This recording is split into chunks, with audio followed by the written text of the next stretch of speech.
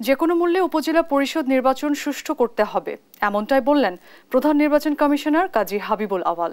সকালে উপজেলা পরিষদ নির্বাচন উপলক্ষে মাঠ প্রশাসনের সাথে আইন শৃঙ্খলা বিষয়ক সভায় তিনি কথা বলেন।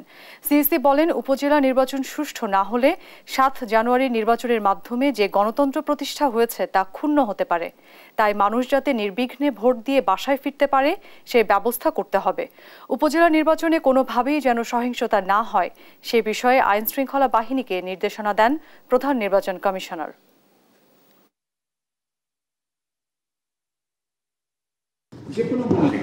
নির্বাচনটা নির্বাচন, এই জিনিসটা আমাদের বুঝতে হবে। যদি এক্ষেত্রে আমরা ব্যর্থ হই তাহলে আমাদের যে গণতন্ত্রের যে অগ্রযাত্রা, যেটার দৃষ্টান্ত আপনারা প্রতিষ্ঠিত করেছেন বিগত ৭ই মার্চের সাধারণ নির্বাচনে, সেটাও ক্ষুণ্ণ হয়ে যেতে পারে।